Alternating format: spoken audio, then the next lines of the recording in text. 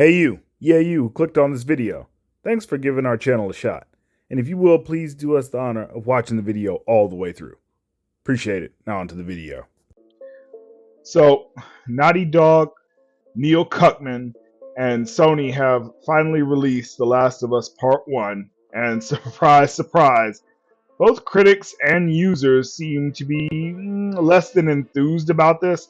And what do I mean by that? Well, if we're looking at Metacritic, has The Last of Us Part 1, the quote-unquote remake.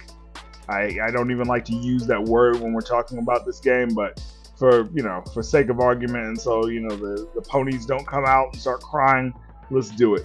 So the Metacritic score is 89 for The Last of Us Part 1, which you would say, hey, that's pretty good, except for that this game, when it originally came out on the PS3 and the remaster, which came out I think in 2014, they all got pretty much 10s almost all across the board. And to give you some context for that, the Metacritic score for The Last of Us Part 1 on PS5 is 89. The Metacritic score for The Last of Us remake or remaster is 95. Okay? There are 70 critic reviews for the remaster and 106 critic reviews for Part 1, so the remake. Now, you can attribute this to a lot of different things, but mostly I think I attribute this to the fact that not really much has been done from a gameplay standpoint as far as this game is concerned, and then you have the idea that game features were removed. So in particular, I'm still talking about the multiplayer. Factions was completely removed from this so-called remake, and a whole bunch of accessibility options were added, but to pay the premium full price, which is $70 for this, just for that, is silly. For a graphical upgrade and accessibility option, bro, that could have been an update patch. Let's not get stupid here, all right? So realistically, the big thing I really want to talk about, besides what we're really going to get into in just a moment, which is the impetus behind a lot of these decisions, is that the user score. That is really the telling part. The user score for The Last of Us Part 1, the quote-unquote remake, is 6.0. 6.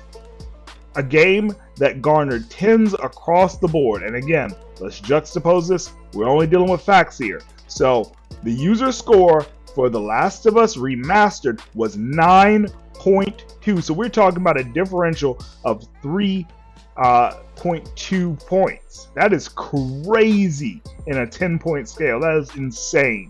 That should never happen for a game as loved as The Last of Us. But again, when you try to do the cash grab and the snow job against your consumer base, you know what it is. You know what's going to happen. But let's talk about what the real impetus behind this is. The impetus behind this, and I've talked about this in a previous video, but now that the game is out, I can really get into it.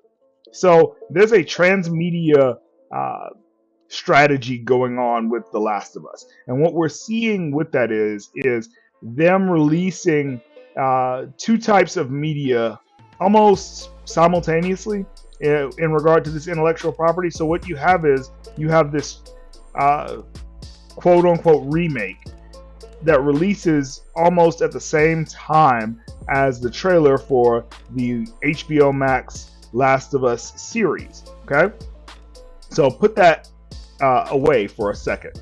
Now, you remember they removed factions because they're working on a standalone factions game, which they're going to charge $70 for again. So they're going to triple dip the chip on your ass. Now, what's crazy about this, and like I say, I have no evidence for this, but I do know that it's going to happen. And when it does happen, y'all will say what you want to say in the comments. Oh my God, give him a chance, blah, blah, blah, blah, blah. Whatever, dog. Here's the thing. What's going to happen is that Factions is going to get announced a release date, and so is the show. They're going to release almost at the same time or within a month of each other because they want you to be hyped for the show and in turn play Factions multiplayer so that they can get the eyeballs on the show, which gets them more money from HBO. And then they're trying to get money through this separated Factions, which we all know was supposed to be included with The Last of Us Part 2. So you are literally getting half of an experience that was supposed to be an experience tacked on to a game that came out almost let's see, it's a year ago now, but by the time this series comes out, it will have been 2 years old. Okay, and they want you to pay full price for this bullshit. And this is really what the problem is, this anti-consumer nonsense. And I'm the last person that's going to talk about companies making decisions being anti-consumer, but this is ridiculous. You put a new paint job on a game that came out in 2013 for the PlayStation 3 that didn't need it because we already have The Last of Us Remastered, which you can get, which has factions already on it with all the DLC. So you do that. Then you have this series that you're doing, which is fine, you know, whatever, make your money. But then you're going to triple dip when you release factions, which was supposed to be released with Last of Us Part 2. This is insane. And what's more insane isn't the fact that they're going to do this. It's the fact that you as the consumer are going to buy it.